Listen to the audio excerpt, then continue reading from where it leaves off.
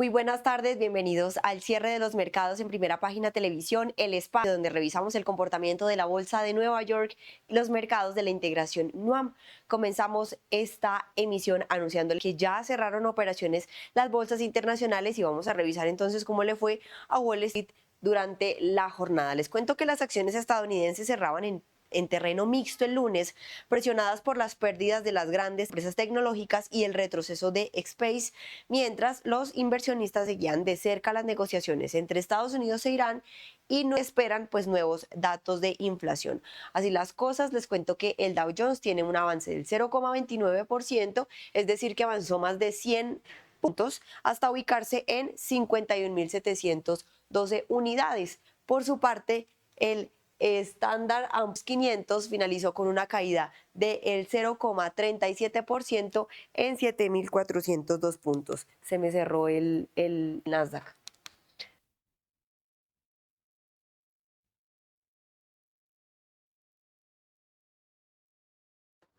Así las cosas, el Nasdaq finalizó también con una baja de el 1,33%, es decir, que finalizó con una caída de más de 300 puntos para ubicarse en 26.166 unidades. Y pues como les venía contando, el Standard & Poor's también registró caídas, por lo que las acciones estadounidenses finalizaron en terreno mixto. Entre las tecnológicas, Alphabet caía más del 6% por preocupaciones relacionadas con la salida de talento vinculado a la inteligencia artificial. Amazon perdía 4%, Meta retrocedía 2% y Microsoft bajaba 2%.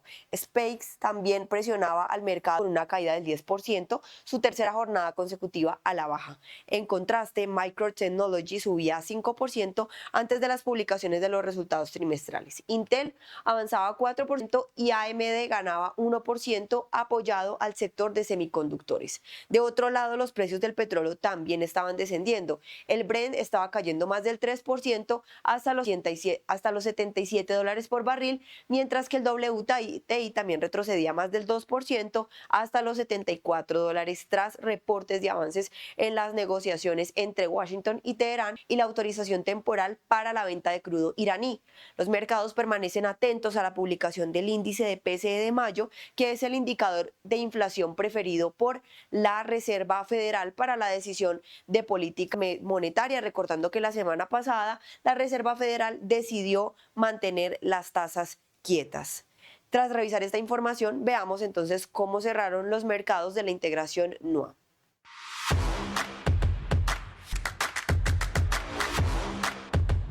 Cosas, el MSCI Colcap descendió 4,38% en la sesión de hoy, teniendo en cuenta que en la sesión previa a las elecciones presidenciales, la bolsa había cerrado con avances superiores a el 4% hasta los 2.500 puntos. Hoy vemos que presenta un retroceso de esa misma magnitud, 4,38% para ubicarse en 2.393 puntos. Vamos a observar entonces cuáles fueron las acciones que también influyeron dentro de ese comportamiento en la sesión de hoy, y el primer título en retroceder es Ecopetrol con una baja del 8,52%. Grupo Aval de la acción preferencial bajó 7,01%, ISA también retrocedió 6,94% y Grupo Aval de la acción ordinaria vemos que también presenta retrocesos en la sesión de hoy, inferiores a el 6%. De otro lado, acompaña la lista Cementos Argos de la acción preferencial con una baja de el 6,23% en la sesión de hoy. Y pues también vamos a observar que Cibes también presenta una baja en la sesión de hoy de 5,27% en la sesión de hoy. Hay que tener en cuenta que en la apertura de la sesión, Ecopetrol, el ADR, que es el que está en el premarket de Wall Street, tras la victoria de Abelardo de las Priella, estaba avanzando más del 100%, y pues el título de la petrolera colombiana en Estados Unidos se ubicaba en $17,50 en operaciones previas a su apertura. En la última sesión hábil de la semana pasada, es decir, el jueves, porque el viernes fue festivo en Estados Unidos, el ADR de Ecopetrol ganó 5,81% hasta los 16,58 dólares. Por su parte, en la Bolsa de Valores de Colombia, en la sesión previa a la segunda vuelta, el título de la compañía pues estaba avanzando más del 7% hasta los 3.050, un nivel que no se veía desde junio del 2022. Sin embargo, hoy vemos que al cierre de la jornada las pérdidas son superiores a el 8%. De otro lado, acciones como por ejemplo ETB, Fabricato, Concreto, Grupo Bolívar y Mineros fueron las 5 acciones que mostraron comportamiento positivo en la sesión de hoy, siendo ETB la que más ganó con un alza del 5,77%. Fabricato aumentó 2,16%. Concreto ganó 1,65% y Grupo Bolívar también presentó una variación positiva del 1,23% en la sesión de hoy. JP Morgan ajustó su estrategia de inversión en Colombia tras la victoria presidencial de Abelardo de la Espriella, manteniendo su visión positiva sobre los activos colombianos, pero reduciendo su sobrepeso en deuda soberana frente a Brasil de 1,05 a 0,5 ante los riesgos de gobernabilidad derivados del estrecho margen electoral. El banco conservó sus recomendaciones de sobrepeso en bonos de Ecopetrol y Bancolombia, así como en los test con vencimiento en septiembre del 2030. Según el informe, la principal fuente de incertidumbre será la capacidad del nuevo gobierno para construir y mantener una colocación legislativa que le permita ejecutar a su agenda económica. De otro lado, JP Morgan considera que el cambio de régimen político podría impulsar una mayor revalorización de los activos colombianos, especialmente en el sector energético, donde espera una reactivación de la inversión en hidrocarburos y minería. No obstante, advierte que el éxito de la estrategia dependerá de la consolidación fiscal, la gobernabilidad y los nombramientos que son importantes, particularmente el del próximo ministro de Hacienda. De otro lado, les cuento que Credit Corp Capital proyectó una reacción positiva de los mercados financieros colombianos tras la victoria presidencial de Abelardo de la Espriella. La firma estima que el mercado accionario podría registrar un avance inicial cercano al 5%, seguido de una valorización adicional de entre el 10% y el 20% en los meses posteriores, impulsada por la recuperación de la confianza de los inversionistas, menores costos de capital y expectativas de mayor inversión privada. Según el informe, Ecopetrol sería el primer beneficiario del nuevo escenario político debido a la expectativa de una política más favorable para el sector de hidrocarburos, incluyendo nuevos planes de inversión y el desarrollo de proyectos fracking. Credit Corp también destacó el potencial de la valorización de las acciones preferenciales de Sivest y Grupo Sura. Renta fija anticipa una compresión adicional de entre 100 y 150 puntos básicos en los test, mientras que el peso colombiano podría apreciarse entre 150 pesos y 250 pesos adicionales frente al dólar si el nuevo gobierno presenta un plan fiscal creíble y logra avances de gobernabilidad.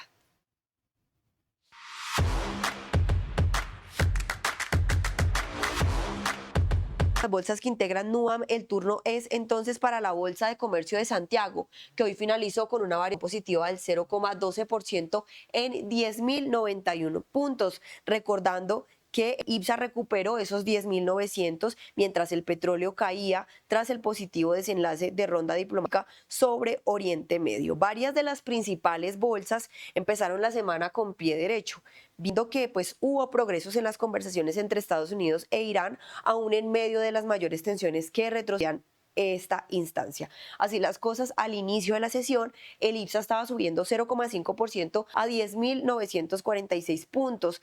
Al inicio de la tarde del lunes, esto encabezado por acciones como Inversiones La Construcción, Entel, Engie Energía Chile y también a la contribución de Banco de Crédito de Inversiones y Banco de Chile, que son acciones ponderadas y con buen desempeño en la sesión. Eso sí, la Sociedad Química Minera también hacía un fuerte contrapeso tras la caída que registró el litio este lunes en la jornada asiática. En otras noticias sobre la empresa, Pampa, antes conocida como Oro Blanco, se hizo el jueves con cerca de 980 millones en acciones de la serie B, una más de las varias compras que ha realizado en el último tiempo, que fue lo que les contamos en la sesión anterior. También Falabella estaba presionando hacia abajo. Este lunes supo que 18.200 millones de un gran paquete accionario negociado el viernes correspondió a una venta del director Juan del Río Di, con el que se desprendió del 0,12% de la propiedad del retail y por esa razón entonces Falabella estaba descendiendo. Sin embargo, vamos a observar exactamente cómo fue que finalizó el IPSA hoy. Sigue liderando inversión en la construcción con un alza del 4,36%. Entel también aumentó 2,86%. Engie Energía Chile tuvo un avance del 2,52% y Banco Itaú de Chile se sumó a la lista de acciones en positivo con una variación positiva del 1,86%. Vamos a observar cuáles fueron las acciones que tuvieron descensos en la jornada de hoy y como lo vimos recientemente, la Sociedad Química Minera fue la acción que lideró las pérdidas hoy debido a la baja en los precios del litio la sesión de hoy. Es así entonces como la Sociedad Química Minera finaliza con una variación negativa en la sesión de hoy de 3,01%. De otro lado, también Falabella bajó 1,50% debido a ese paquete accionario que recientemente vendió el ejecutivo de la empresa, lo que lo hizo retroceder al 0,12, lo que hizo que se descendiera su participación un 0,12% de la empresa. Noticias del mercado chileno, les cuento que la embotelladora Andina o Coca-Cola Andina desplegará un plan de inversiones por 260 millones de dólares en Chile en 2026 y el 2030, con desembolsos promedios de 65 millones de dólares anuales destinados a equipos de refrigeración, envases retornables, cajas de distribución y proyectos de eficiencia hídrica. La compañía busca reducir su consumo de agua hasta 1,3 litros por cada litro de bebida producido, mientras aumenta su capacidad operativa en el principal mercado regional. Chile genera cerca del 40% de los ingresos consolidados de la embotelladora, equivalentes a 1.386 millones de dólares en el 2025, y pese a un retorno de menor crecimiento económico, inflación y debilidad del consumo, la empresa mantuvo su estrategia de expansión apoyada en una red de más de 70.000 puntos de venta y en la resiliencia del mercado de bebidas. La compañía también informó que el alza de los combustibles y de insumos derivados del petróleo generó costos adicionales cercanos a 11 millones de dólares, aunque sin modificar sus planes de inversión.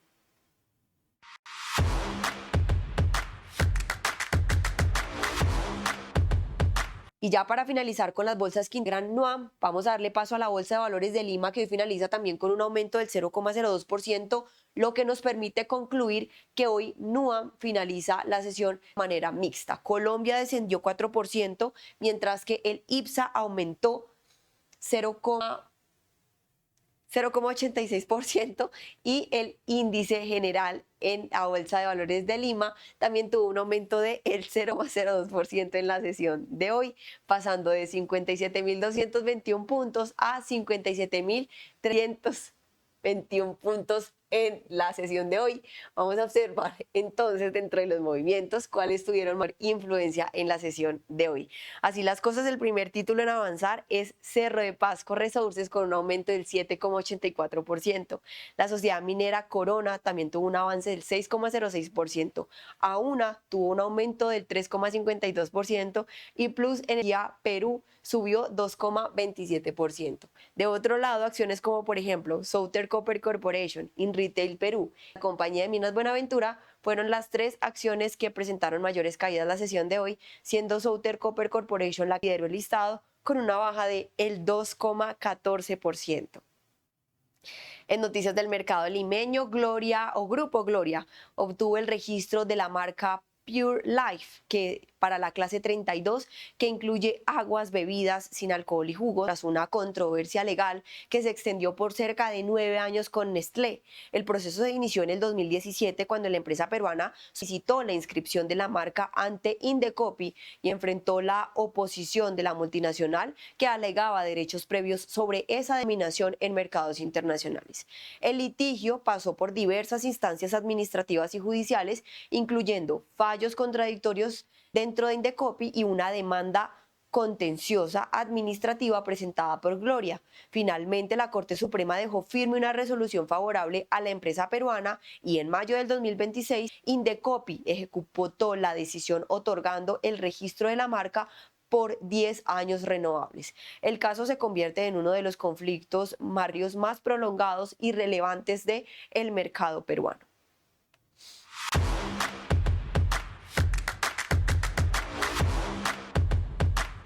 Luego de revisar el desempeño de las bolsas de la región, ahora ponemos la mirada en Venezuela para saber de qué manera terminó el IBC o el índice bursátil de Caracas, que hoy finalizó con una variación positiva del 3,80%. Los otros índices que la componen, es decir, el financiero, del sector bancario, el industrial, del sector manufacturero, finalizaron la sesión también con aumentos del 4,46% y 1,20% respectivamente. Los ingresos por exportaciones de petróleo de Venezuela alcanzaron los 5.490 millones de dólares durante el primer trimestre del 2026, lo que representó un aumento del 21,5% frente al mismo periodo del año anterior, según datos divulgados por el Banco Central del país. El repunte se produjo en un contexto de mayor producción de crudo y de un incremento de los envíos hacia Estados Unidos y Europa tras el alivio de sanciones estadounidenses y la expansión de proyectos energéticos por parte de compañías internacionales. Las exportaciones no petroleras también mostraron un crecimiento al sumar 2.270 millones de dólares entre enero y marzo, un 15,5% más que en igual lapso del 2025. De acuerdo con el Banco Central, los ingresos totales por exportaciones de crudo alcanzaron 17.100 millones de dólares en todo el 2025, mientras el gobierno continúa impulsando la recuperación del sector en hidrocarbúfero y mediante nuevas inversiones y acuerdos con empresas extranjeras. Muchísimas gracias a todos nuestros televidentes. Nos vemos en una próxima oportunidad de Primera Página, el canal de los negocios, y los dejo con este análisis económico. Y efectivamente lo que terminamos viendo fueron unos específicos sitios en donde la participación, que en general en todo el país mejoró. Ciudades como Bogotá, que normalmente es uno de los grandes sitios de participación, la participación fue del 69%, pasó al 70%. Pues lo que terminamos teniendo detrás de eso fue que hubo otros departamentos en donde las mejoras en participación fueron de más del 8%. Y esos departamentos pues sí fueron de alguna forma departamentos en donde Cepeda tuvo una diferencia mayor, más favorable, y eso fue lo que le cerró un poco la brecha. Al final, Abelardo del Espriella, el gran ganador, el presidente electo de Colombia. Estamos ante una falta ahí de un proceso de evaluación de lo que llamamos en Colombia el escrutinio, pero eso debería estarse sorteando y llevando a buen término en los siguientes días para que ya haya una declaración oficial por parte del CNE, del Consejo Nacional Electoral, de quién es el siguiente presidente de Colombia. Una participación masiva, una participación en paz, un resultado que en ese sentido yo creo que deja una gran lección de lo que es un proceso democrático y unos resultados que pues no es por nada, y obviamente aquí uno no debería hacer comparaciones con otros países ni mucho menos, pero pues es cierto que sí tuvimos unos resultados muy rápidos y ustedes ven en el vecindario lo que viene pasando todavía hoy con países como Perú, en donde todavía no sabemos, la diferencia es mucho menos.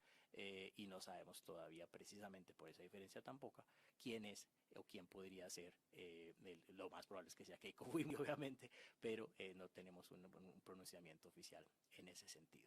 Entonces, yo diría que ese es el resultado. Yo le preguntaría ahora a Daniel un poco en términos de cómo ve él, efectivamente, en términos del país que estamos viendo, cuál es esa percepción que se tiene de la economía y del país que está recibiendo Abelardo del Espriella.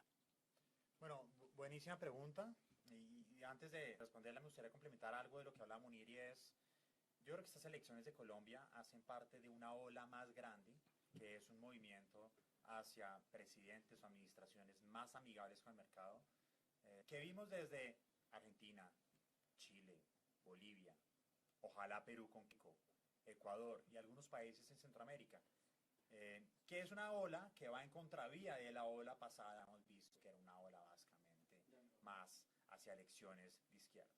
Creo que esto es importante mencionarlo porque también creo que hace que la región como un todo sea una región mucho más interesante para inversionistas institucionales. No solo un país, no solo un árbol, sino todo el bosque. Ahora, hablando de la economía, pues Munir es el experto, pero la verdad es que es una economía que tiene varios retos.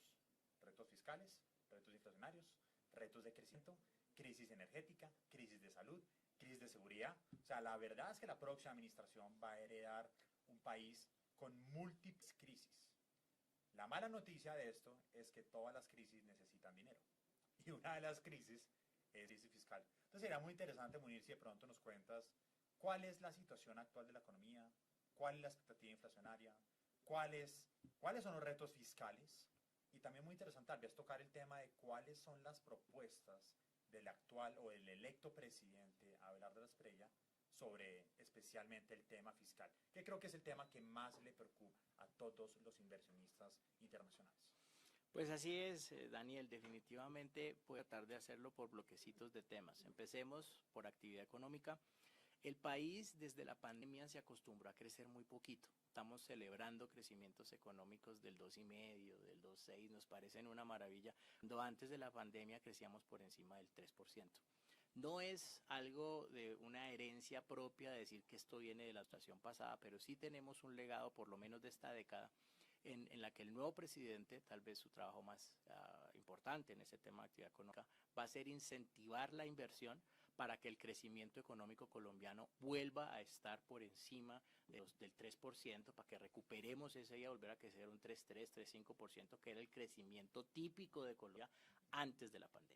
Yo le diría que en términos de actividad económica para eso, y pues obviamente le voy a dejar la tarea ahora a Dani que nos hable un poco de dónde ve él en términos de sectores, dado que pues su especialidad es hacer el siguiente sectores, cuáles pueden ser. Pues muy por encima, claramente, uno de los anuncios que ha hecho del Esprella en términos del sector minero energético, la parte de energía, la parte de infraestructura, suenan como unos motores de crecimiento, pues que claramente por ese lado debería estar funcionando. En el tema de la inflación, venimos con unas presiones inflacionarias altas, la inflación en Colombia está subiendo, estamos viendo en ese sentido una inflación que muy probablemente esté terminando el año en el 6,6%, y el mandato del Banco de la República a mí personalmente me tranquilizó mucho escuchar anoche en el discurso del presidente electo el tema de decir que va a respetar la autonomía del Banco de la República. Yo, los que me conocen y me han escuchado de alguna manera en charlas, siempre he hecho la comparación, a veces así dicen que las comparaciones son odiosas, pero son tremendamente necesarias, de qué es lo que le pasó a un país como Turquía cuando Turquía destruyó la credibilidad de su banco central. La moneda en Turquía se depreció 47%, las tasas de interés subieron 300 puntos básicos. Vimos un desastre en la economía turca cuando eso pasó. Entonces, poder escuchar se va a respetar lo mandado en la Constitución del 91 y que el banco se va a mantener como un ente independiente, significa que las tasas de interés van a seguir subiendo y que en la reunión que vamos a tener por parte del Banco de la República la semana entrante, vamos a tener seguramente algo de subida de tasas de interés. Nosotros creemos que la tasa terminal del banco estaría entre un 12 y un 12,25. Entonces el escenario de muy corto plazo es un escenario de más inflación. La inflación tiene que estar alcanzando el pico con un niño moderado por ahí en diciembre, enero, con un niño ya más fuerte. Tal vez se estire un poco más esa inflación y debería estar subiendo para un febrero, marzo.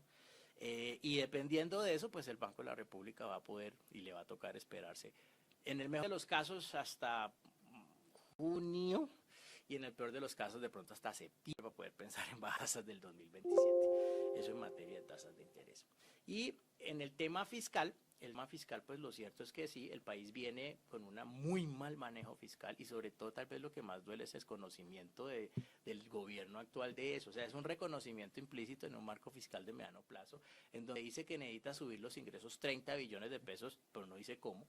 Y en donde además dice que el DEF va a caer además 20 billones de pesos, o sea, ya van 50 billones de pesos que uno dice, pero por Dios, y no hay una explicación absolutamente para nada de dónde se van a conseguir esos recursos. Esa parte es como más bien triste, por así decirlo. Y tiene que llegar el gobierno entonces a hacer esos ajustes, a pensar efectivamente en un tema que uno dice, pero para una... O sea, es que yo siempre he dicho, y usted esto sí lo he dicho en varias partes públicas, y es manejar las finanzas públicas tiene que ser como manejar las finanzas de la casa de uno.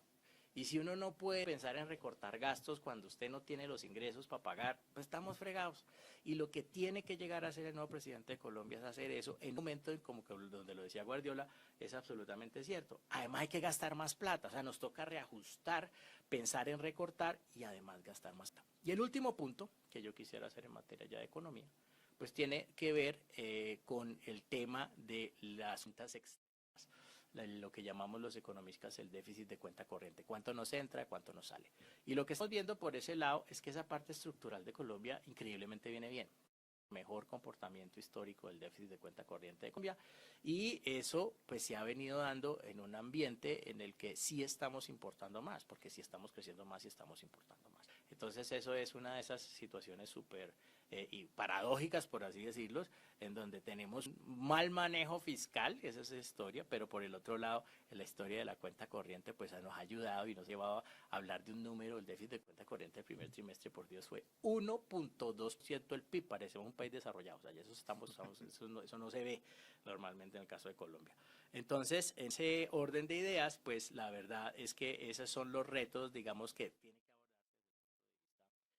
desde el punto de vista económico, sin tener, obviamente, que contar la gran cantidad de otros retos que ya mencionaba Guardiola, en materia de seguridad, en materia de corrupción, en materia de salud, que son otros problemas.